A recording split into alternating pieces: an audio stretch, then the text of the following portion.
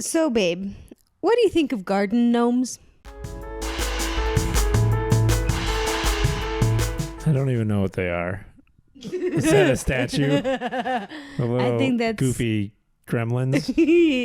Yes. I think your answer tells all. Yeah, it's like those little dwarf things that people put in their what do you think of lawn ornaments? Well, I don't think of them actually. To me, like nature cannot be like, it can't be outdone. By putting man-made junk on like the lawn, it doesn't do anything for me. And I know there's some great stuff, and it's like I have nothing against those who do that because I understand their aim to make their yard more beautiful.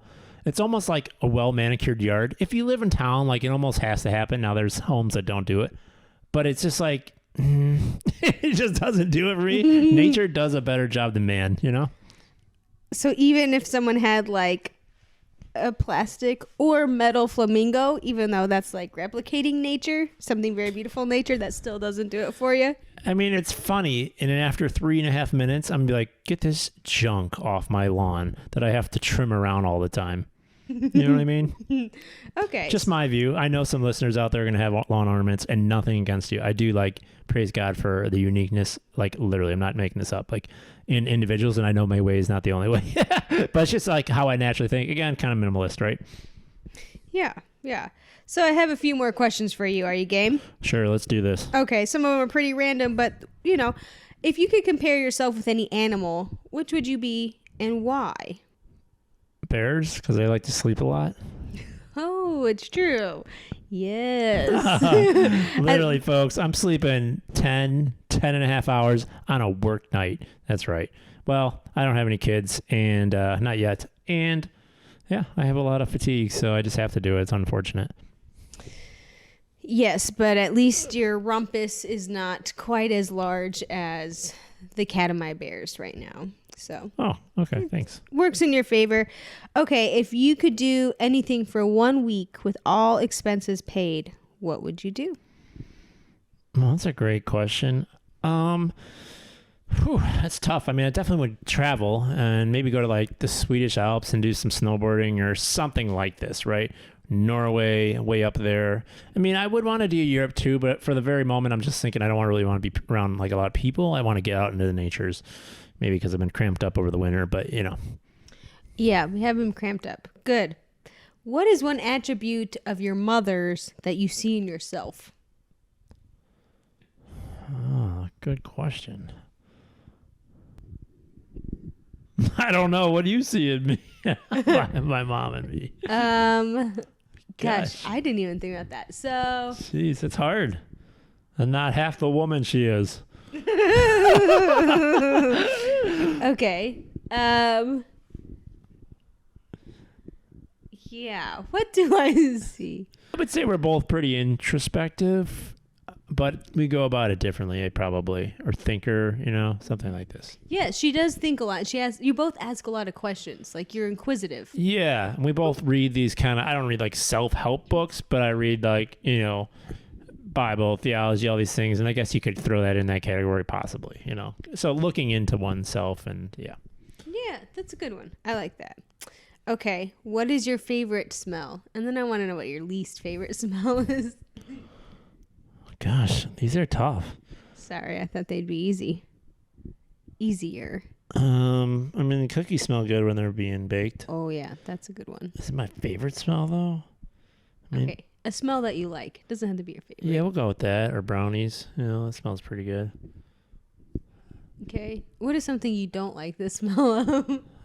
Gas. Like, not car gas, but human gas. That is a good one to know. Rotten eggs. I was bike riding today, and I don't know if it was a dead dog or a dead coyote way out in the country. I go to the spot where I normally stop. It's my break spot. And there was I'm like, oh, that's someone's dog. But it could have been a yote. So it was a small, not like a tiny dog, but it was a dog and it was smaller, right? So maybe it was a coyote. But you saw it. Yeah, flies are all over the thing. Jeez. But it's kind of grayish. That's rough. Okay. Yeah, that's definitely not a good smell. So we'll move on to the next question. Who was the best boss you've ever had? And you can say me. Oh, shoot. I mean, I had some good bosses, gosh, I'm thinking back, way back, right? But I'll probably just go with more recent. This guy, Mike Flood, I worked with in my accounting days, good boss, a lot of integrity, right? Smart, just did things right, and sometimes it's tough leading a firm and just dealing with so many different things that can come up in the tax world. Between clients and laws and all these things, but he, I think he was stressed sometimes, but he did it right, I would say, and I commend him. And my current boss, my principal at our school, his name's Billy, and this guy is just blessed with so many gifts, so many gifts. He can deal with people, like all kinds of people. He has the right just demeanor. He's calm about it. He has vision. He's organized, he's intelligent. It's just like so many gifts, and I see it in a few of our principals in our district. And I'm just like, wow, we are blessed, because there are people who get in jobs who only have a couple of gifts, like administrative or whatever. But this guy, he's more of a person than I am. Yeah, for sure. I'm just like, wow, Lord, I don't have that many gifts. Yeah, it does seem like you have like a good leadership where you're at now, which is really awesome. Okay, so you already said that we know that Mr. Brian is not much of a collector of things. He doesn't like things a lot, like to have a lot of things. No, I collect stuff in the trash that's going to go out. Yeah. Okay, so let's say someone wants to pass on their collection to you. This someone is like my mom, so you're close to them, but not super close. So you're like, you wouldn't be like, with your own family, you can say like, okay, no guys, like no thanks, but when it's someone who's like you're not as close to, sure, and is your mother-in-law, and she wants to give you her collection of pennies or her collection of antique blah blah blahs, how do you deal with that situation? Right. Okay, the right response would be to be a real Christian, say, I appreciate your intention, but that's just not really my thing. Like honesty, right? And it would probably hurt them, and no one wants to hurt somebody. But if I don't hurt them with honesty, which really is love, actually, then I have a bunch of pennies in my house that I don't have any use for. I don't know. Do I just take it? I mean... It is money. I mean, how much crypto is that? Yeah. Convert it to USD to UST. Okay. But... yeah, I don't know. Maybe I would just take it. Okay, do I have any, like, what'd you call mementos? Is that what you say? Mm-hmm. Her collection of elephants. Oh, my goodness. How much space is the elephants going to take up? These life size? I mean, they're various sizes. They're knickknacks, and they would have to be dusted, too. That's too much. If someone is going to give me some coins, speaking of coins, I had a bunch from my, grandpa, okay, way back in the day. Well, not a bunch, but some they gave me for my birthday when I was born and stuff. He collected 12 months worth. I remember that. Right. So I do have little things, not much like that. So I keep out of respect. So if her pennies are like that, but if it's going to be like elephants that take over the house, I mean, I don't know if she'd actually give me that gift.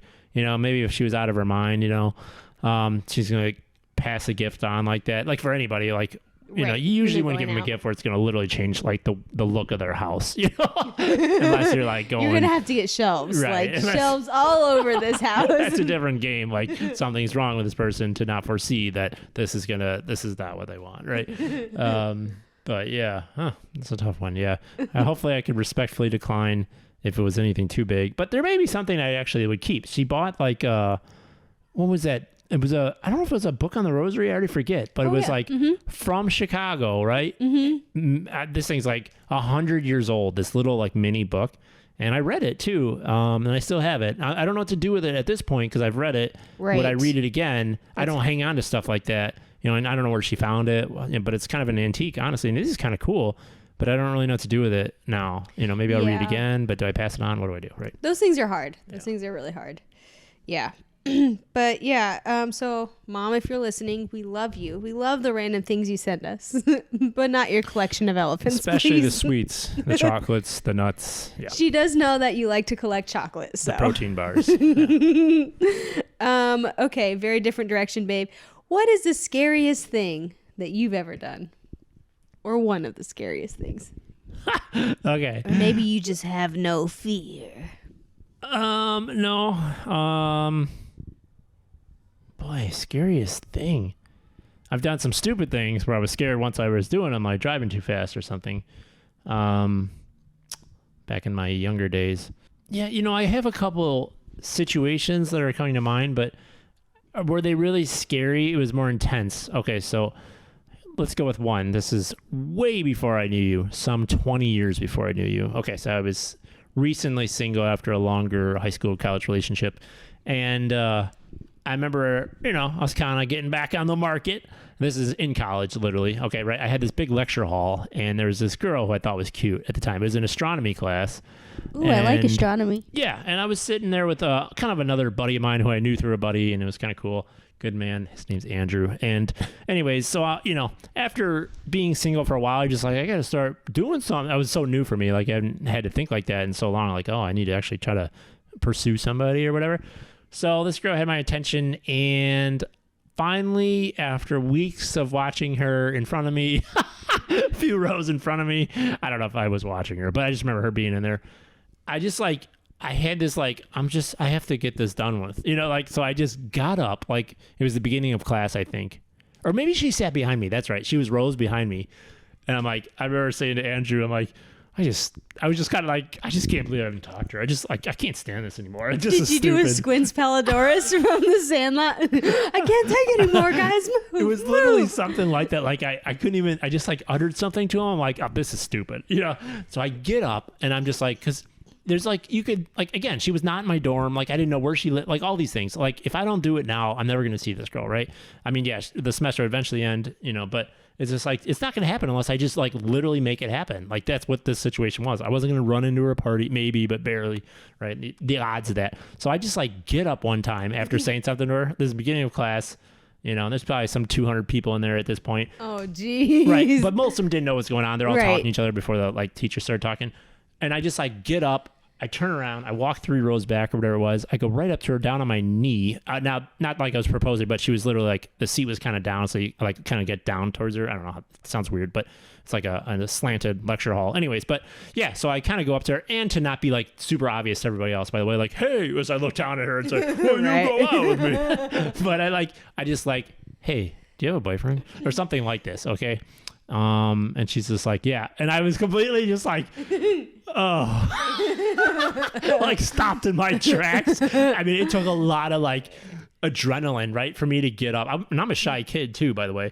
So to just go into go mode, and do it, and then just be not shot down, but literally oh, okay. Didn't think about what was going to happen right. At this point. I just and then she kind of giggled, and I'm all right. I don't know what I said. I'm just okay, thanks, or whatever. And then I just the funny part is, I wish I could be my angel watching me. It had been hilarious.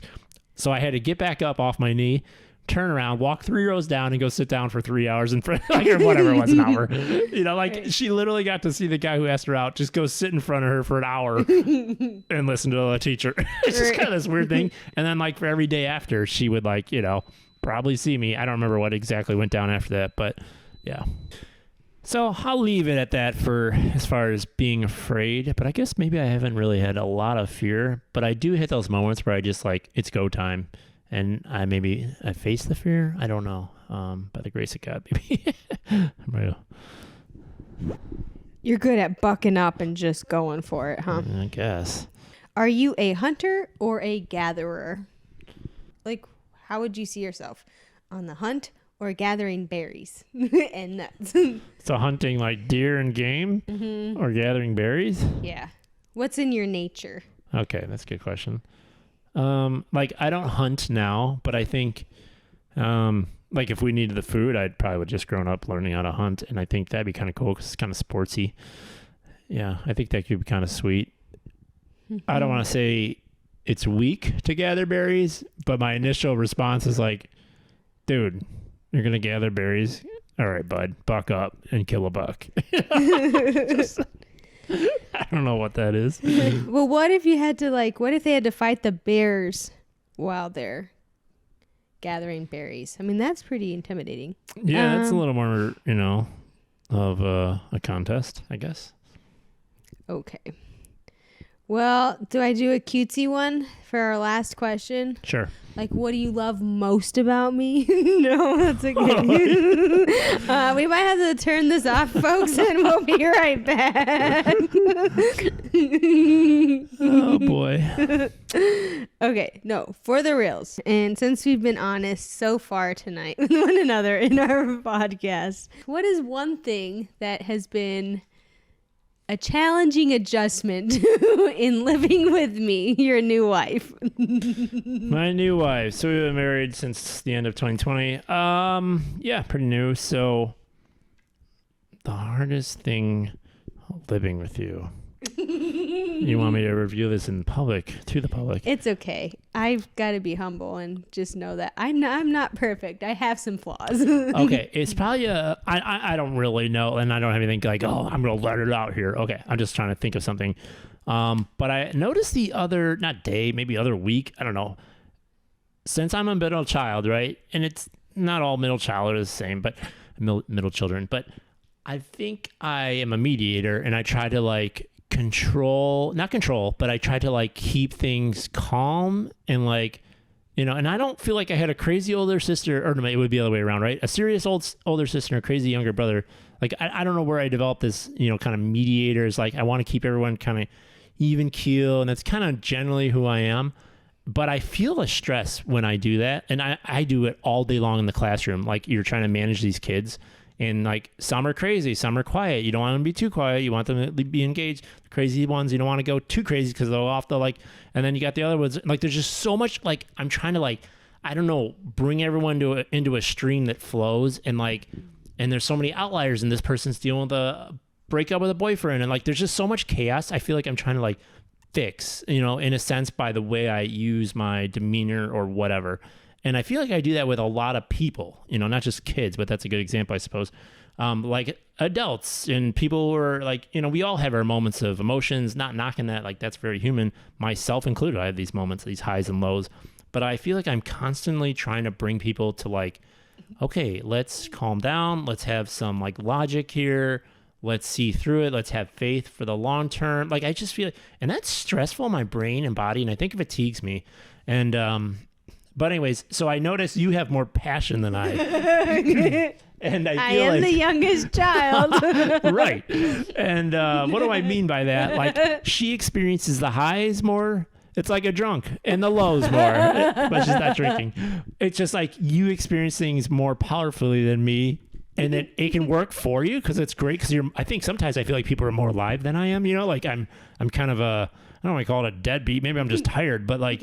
I'm just like, I don't get as up for things. Like, it's pretty rare where you see me like jumping on a couch. Like, you've never seen that, you know, but it's also pretty rare to see me like really sad, you know, like you don't see that either. So like, I'm pretty even keel, but you, like many people, are kind of, you can go to both extremes, I guess is maybe what I would say. Mm-hmm. And I feel stressed, like, oh no, I gotta keep the room solid and I gotta somehow get through it, or to like not go down too low, or, you know, okay, yes, we're having fun, but let's keep logical, or I don't even know. I don't really have any thoughts on it, but I just feel like I feel that same stress that I feel like everywhere else. So what was the original question? What's been the hardest adjustment living with me? I think maybe I don't know if that's the hardest one. I really don't. I'd have to think about this question, but that came to mind. And I think probably because it's with somebody 24/7. Like my kids, I can leave them at 3:00 or whatever. So that like, it's over, you know, like my parents, I don't live with them, or, you know, whoever it is, but like, yeah, so maybe I have to have that at night sometimes. Not all the time. Most times we're pretty just chilling, but sometimes that'll happen too. So yeah, no, I could understand that. And I think everyone that's lived with me can also identify that with you. Like, well, she's really exciting and she's really lots of fun. And then all of a sudden she's, what happened? Something happened and she's not happy. But there's a lot of energy here. Yes. Which is why I'm a good public speaker, actually. So it's definitely a gift, but it can be very exhausting on myself included. So thank you for sharing your thoughts with me, babe, letting me get to know you in a quirkier way. And hope y'all out there interview your spouse or partner, because you know what? It's good to get to know each other in the very random ways that we don't always get to know each other. Very true. We'll have to turn this around and kind of interview you one of these days here too. I look forward to it, sir. All right. Thanks for listening. Be sure to like and subscribe. Pass it along. And we'll see you next time. Ciao, ciao.